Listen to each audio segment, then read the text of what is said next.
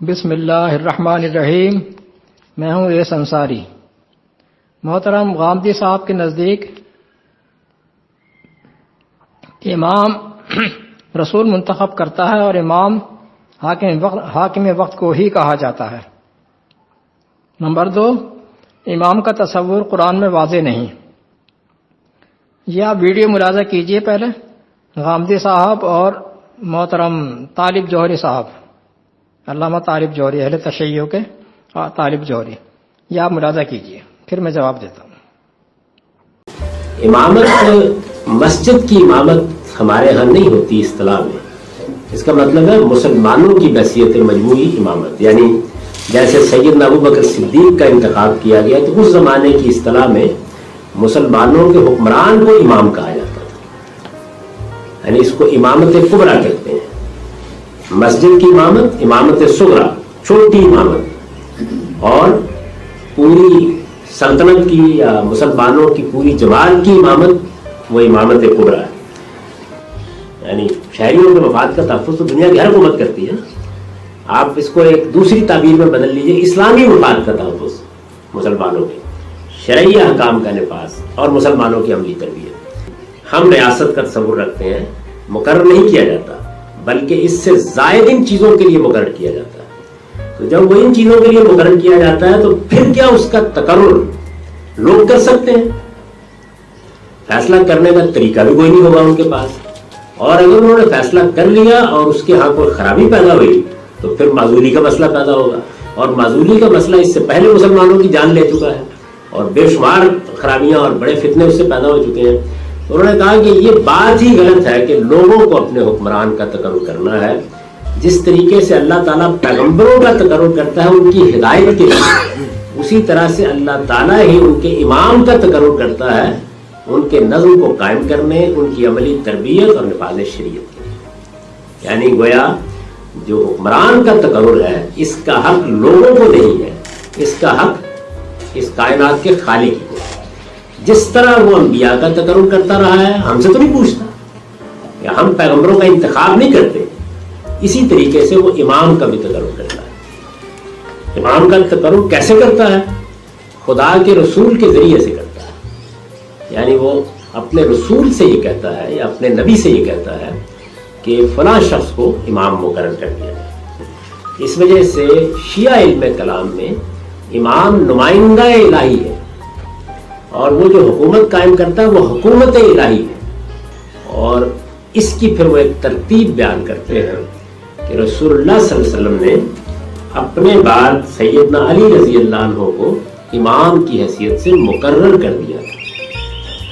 جس طرح سے پیغمبر معصوم ہے، وہ غلطی نہیں کر سکتا، امام بھی غلطی نہیں کر سکتا۔ جب ان سے بھی پوچھا جاتا ہے کہ یہ جو آپ کا امامت کا عقیدہ ہے جس کو آپ نے اپنے اصول خمسہ میں شامل کیا ہے، آخر اللہ نے بھی تو اپنی کتاب میں کہیں اس کو بیان کیا ہوگا، اس کا کوئی جواب نہیں ہوتا، اس کا کوئی جواب نہیں ہوتا، اس کا کوئی جواب نہیں ہوتا۔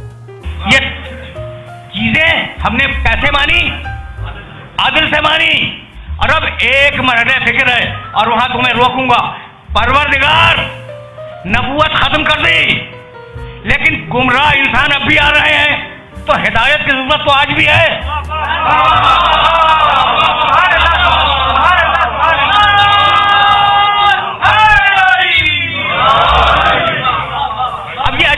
اب یہ عجیب کمال ہے کہ نبوت ختم کر دی اور قیامت کو روکے رکھا، آنے نہیں دیا۔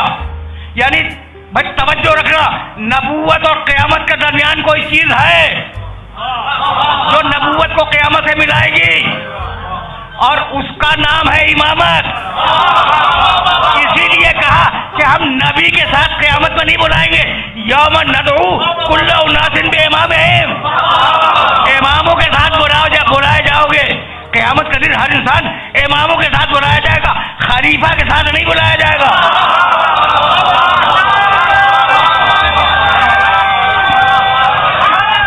آپ کو بلایا گیا ہے امام کے ساتھ، اگر خلیفہ یا بادشاہ کے ساتھ چلے گئے تو کیا حشر ہوگا مجھے نہیں معلوم۔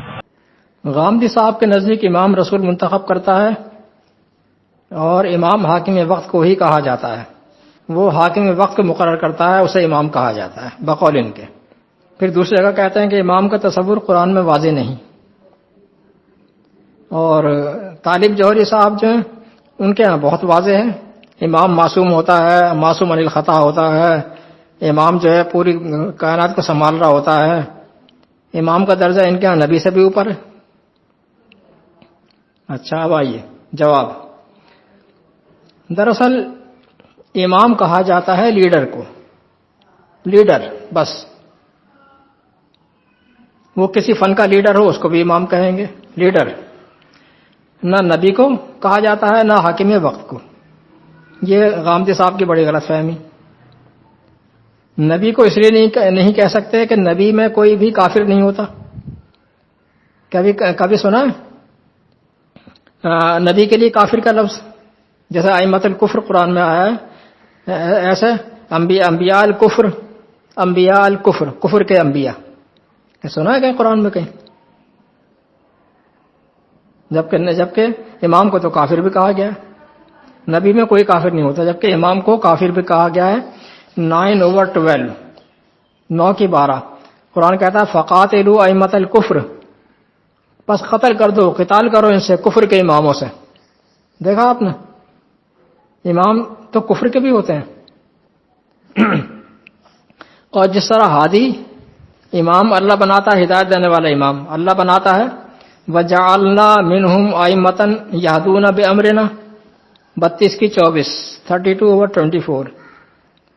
اور بنائے ہم نے ان میں سے امام یادون بِأَمْرِنَا، جو ہمارے امر سے ہدایت کرتے ہیں. 32/24. یعنی ایسے امام بھی ہوتے ہیں جو اللہ تعالیٰ کے امر سے ہدایت کا راستہ دکھاتے ہیں. 32/24. اور ان کو اللہ بناتا ہے. جعلنا، ہم نے بنایا. اسی طرح ناری، آگ کی طرف دعوت دینے والے امام، ان کو بھی اللہ تعالیٰ منسوب کر رہا ہے اپنی طرف. اسی طرح ناری امام بھی اللہ منسوب کر رہا ہے اپنی طرف، اللہ ہی بناتا ہے. وَجَعَلْنَاهُمْ أَئِمَّةً يَدْعُونَ إِلَى النَّارِ 28/41.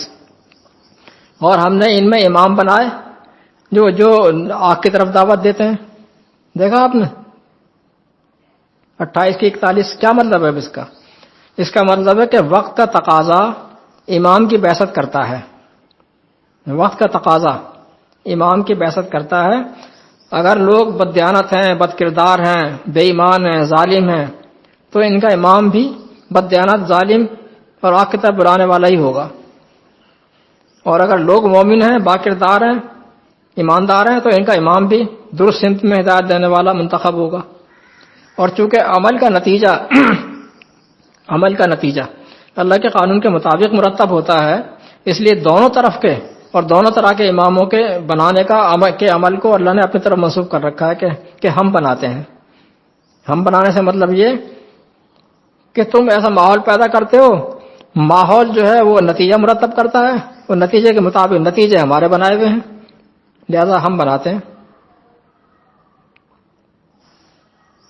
اور حاکم وقت کو امام اس لیے نہیں کہتے کہ حاکم وقت کی تو اطاعت فرض ہے قرآن کی روح سے، جبکہ پورے قرآن میں کسی ایک جگہ بھی حکم نہیں ہے کہ اطیعوا الائمۃ، اطیعوا الامام، کسی ایک جگہ بھی نہیں ہے اطاعت کرو امام کی.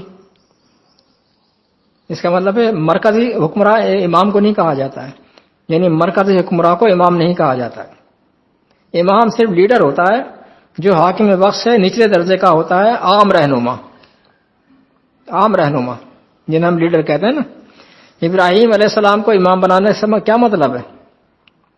اب یہ بھی سمجھ لیجئے.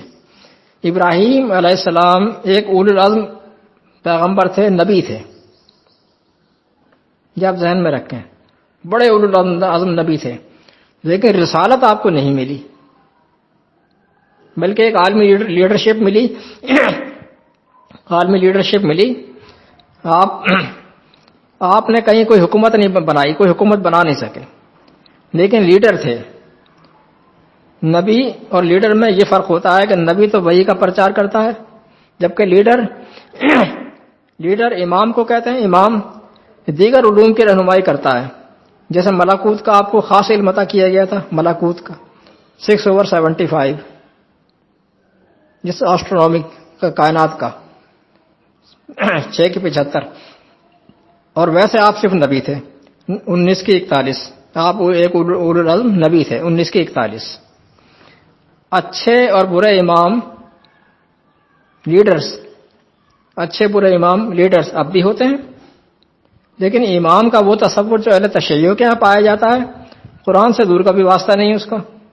معصوم تو نبی بھی نہیں ہوتا، یہ میں بہت مرتبہ بتا چکا ہوں پہلی پوسٹوں میں کہ معصوم تو نبی بھی نہیں ہوتا، امام کہاں سے معصوم ہو جائے گا؟ یہ لوگ تو میری جہالت والی باتیں کرتے ہیں۔ امام تو نبی کے مقابلے میں شیء کچھ نہیں ہے۔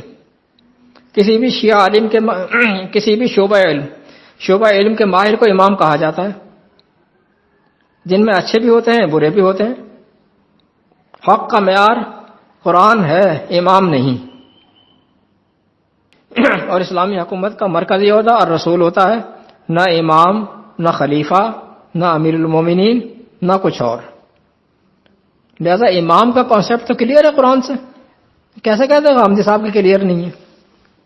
اور پھر وہ یعنی وہ نبی کو کوئی اختیار سونپے دے رہے ہیں کہ نبی جو ہے وہ امام بناتا ہے۔ بھائی اب کون بنائے گا؟ نبی امام بناتا ہے، امام سے مطلب حاکم وقت ہوتا ہے، تو اب تو نبی نہیں ہے، نبوت تو ختم ہو چکی، اب کون بنائے گا؟ حاکم وقت تو قیامت تک چاہیے۔ عجیب قسم کی باتیں کرتے ہیں یہ لوگ۔